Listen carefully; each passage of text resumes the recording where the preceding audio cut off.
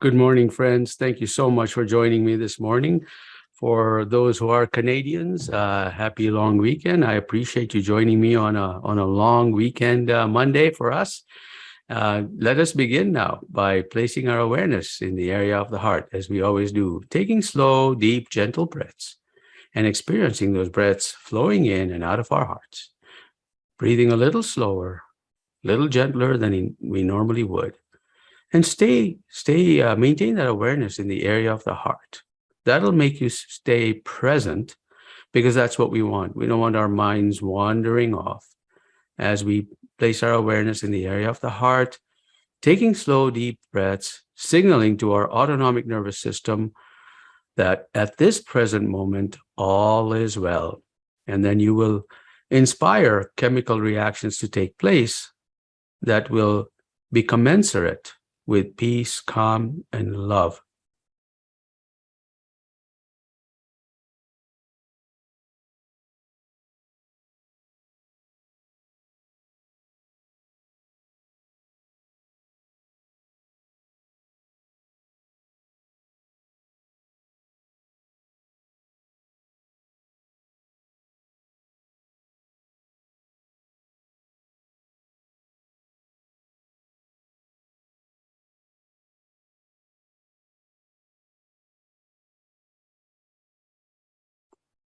Can you take those breaths even deeper? Is it comfortable for you to imagine those breaths flowing into your heart, down to your root chakra or perineum? And when you exhale from your root chakra out, imagine them flowing out of your heart. You will be breathing from your nose or your mouth, of course, but your awareness needs to follow that imaginary breath into your heart, down to your perineum, and out from your perineum and out through your heart.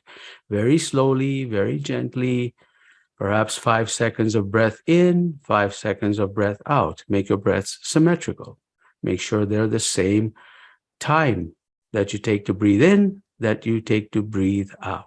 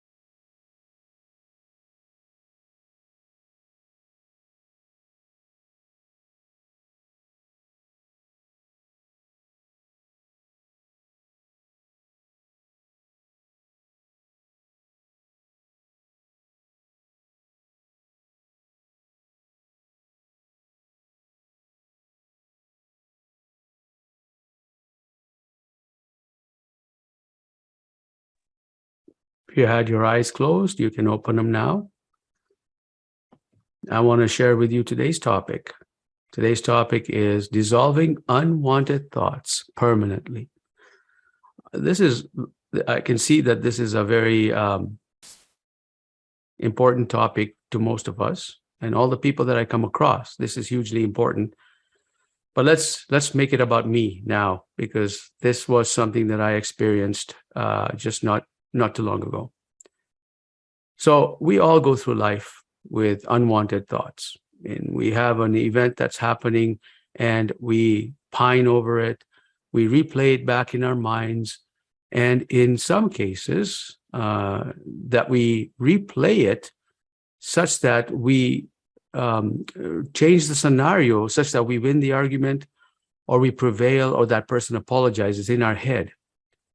And that's okay, because as children, that was the only mechanism we had to help overcome trauma. So as children, when we experienced perhaps a parent rejecting us, that we experience a rejection of a parent, the only way for us to reconcile that and say that, I want somebody to love me. It comes down to the bottom of, I want to feel needed. I want to feel worthy of somebody's love. And so as a child, wanting love from somebody who's abandoned them and gone out of their lives, even perhaps, what the child does is it pines for that individual to come back, holds on to the hope of coming back, because that hope of that person coming back is that which will help the child emotionally survive the trauma. So there are many different minor to major traumas that we've had in our lives, all of us, from childhood to even ongoing today.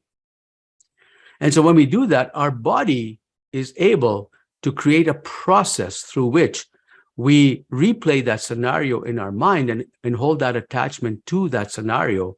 And often in many cases, if we lost an argument in our minds, and when we replay it back, we would win that argument, or we would, in that imagination, that person would come back and apologize, or in many cases, that person would suffer because of their decision to abandon you.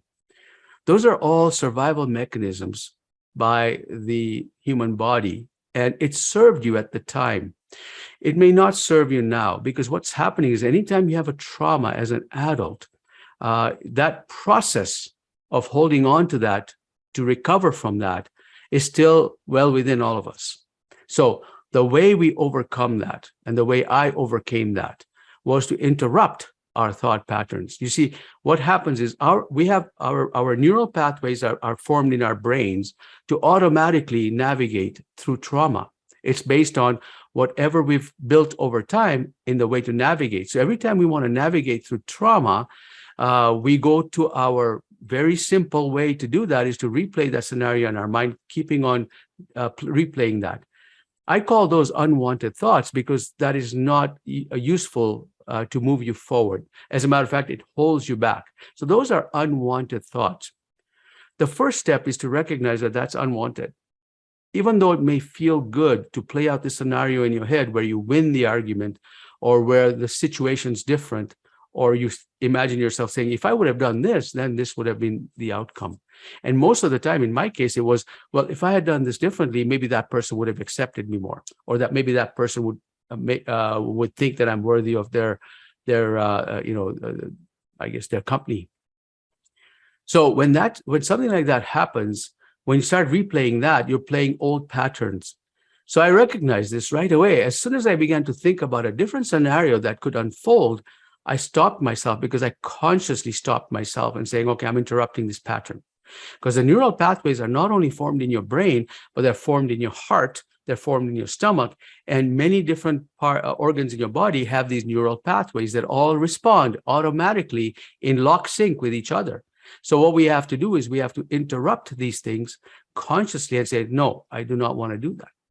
Then again, about 10 minutes later, I automatically started playing that. Now it's automatic. I caught myself halfway through that kind of unfolding, playing in that scenario, and I had to stop myself. And I kind of chuckled. I said, "Oh my God, I'm doing it again." And I stopped. I said, "I'm going to stop." And the way you do it is you replace it with the next 5-minute practice that we're going to talk about. If you continue doing that, you will eventually overcome that. At the end of this particular next practice, I will share with you briefly what I had to do, because the interruption was happening, was working, but was not as quick enough for me. And so I had to do something that helped me overcome it in one day. So We're now going to go ahead and practice the gratitude technique, which we always do. Actually, this is your go-to thing. We will practice the gratitude technique, and then that will help us replace the thought patterns and interrupt them and use this process. And then after this, I'll briefly share with you how I did it in a day. All right. So let us now begin to place our awareness in the area of the heart, and taking those slow, deep, gentle breaths as we have done in the first part of this. And no matter what thoughts are flowing through you, find something to be thankful for. It doesn't have to be for that particular trauma or for that particular event that's unwanted, that's creating unwanted thoughts. It could be anything. It could be the color of the sky. Maybe there's a bird perching outside your window, or maybe you're just grateful for its company. You're grateful for nature. Perhaps it's a grandchild or a child or your daughter or your son or your mother or your father. Reach for that gratitude. Perhaps it's your health. Whatever it is, access it. Intensify the emotion, because your body is much in need of you accepting yourself, of you saying, I'm worthy of this. And there's no stronger advocate for your self-worth than you. If you have the depth of love in your heart, no one can take that away from you, because that engine is within you. You can only share it with others. It cannot be taken away. So access that. Ask Spirit to help you tap into a level of gratitude that will intensify and override anything that's creating unwanted emotions in you.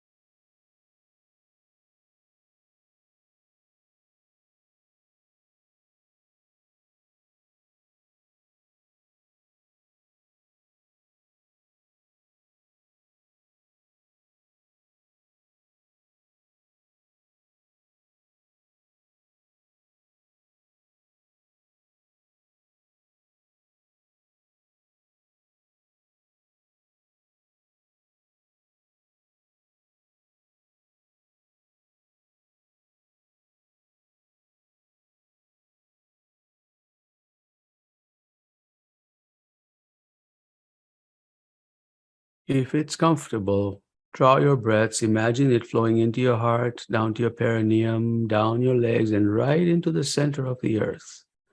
And as you exhale, exhale from the center of the earth, through your legs, perineum, and out from your heart.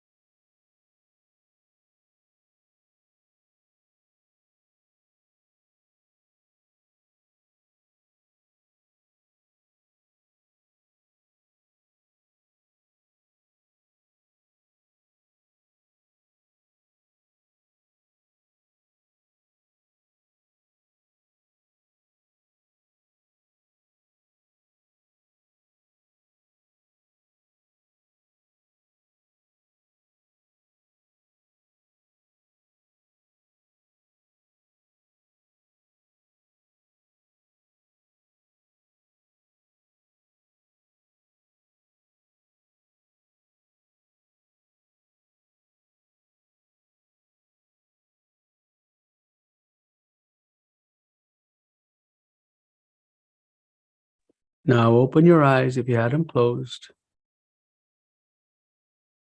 Thank you for this wonderful practice. As I promised, I would share with you a technique that I had to use because I'm impatient. Normally, what happens is people who have this replayment of past, and you can probably relate. You have situations that happened maybe years ago. In some cases, I know people that have situations happen 10 years ago that have created a sense of anxiety whenever they see a similar situation unfold. In the extreme case, that's called PTSD. Now, I don't have PTSD, and I don't have a trauma that is such a long lasting trauma that happened 10 years ago and I'm still dealing with it. I don't have that. So it was in one day I was able to quickly release a connection that I felt was not serving me well. And that the way I did it's because it was fresh, it was new. So this is important. If there's something that happens that's fresh and new, it's a perfect opportunity for you to train your body to release this in a particular way so that it will also start unraveling the past trauma as well. So what you're doing is you're not really dealing with that particular thing that happened to you yesterday, for example. What you're dealing with is the process through which you are dealing with the situation. So it's much different than actually dealing with the situation. You're training your body to create a process, train your body for a process so that traumas will start unraveling faster and you will dissolve unwanted thoughts immediately. So for me, I'm a very ritualistic person. That's how I was brought up. So what I did was I took a rose crystal, from my house. I have lots of crystals, So I took a rose crystal from my house. I did this practice that we did, the gratitude practice, and I thought about the event and all those involved in the event. And I sent them love in that and said, I now release you. Thank you for the lessons learned. And I went to my favorite spot by the river here. And I sat with my feet in the water. It was beautiful. It was a hot day, my feet in the water. And as I experienced a release, and I just put that rose crystal into the river and allowed the current to flow it away. And that was symbolic for me. It was more of a symbolism for me to do that. So sometimes whatever you are accustomed to in a ritualistic practice, perhaps you burn smudge, perhaps you spray something, perhaps you take a crystal and hold on to it and carry it around to release something, whatever that is, it doesn't matter which one it is. It is the one that you are used to and allows your body to believe that this is the right thing to do, and then you release it. And that's gone away. I have not had to interrupt that thought even once after that particular event. Not a once. But again, that was a fresh event. All right. Thought I'd share that with you because 5 minutes are not enough to cover that. And I thought it was an important thing to cover. I will be doing more of these conversations, a little deeper, a little longer on October 1st and 2nd. If you're going to be in the Calgary area, there's a place south of Calgary. On October 1st, I'll have 2 sessions. Happy to do that. And I'm happy to also share with you my thoughts, my approaches, and help you break out of, get out of your own way so that you can move forward. So call me if you have any questions. All right, time for your comments, reflections, questions. Happy to take those. So keep them coming if you have them, any. And there's a couple that are coming up. Teresa, you said you've got no sound. I didn't have any sound playing at the beginning. I know you're accustomed to me playing music. I didn't have that playing today. So I hope you were able to hear. Dil, hello from London. I know it's a scorcher out there. I know it's very hot out there. I hope you're keeping cool. Dil, thank you for sharing your experience. We have all experienced these emotions you described. I like you using the process, using a familiar practice, releasing the negative. You're welcome. Thank you so much. Thank you so much. And thank you, Teresa, for acknowledging you can hear me. Amber, love the ritual. Yes, you and I have done that remotely. I remember me going to Lake Louise, which is our where the shamans believe that it's the portal of Archangel Michael. It's right here in our backyard. And there was one time when I went there to do a release, and Amber was on FaceTime, and we did a ritual together. So thank you, Dr. Wolf, for always being there. Yes, our happy place in Lake Louise for sure. All right, nothing else coming forth. So I look forward to chatting with you next week. And you take care for now. All the best to you. Blessings.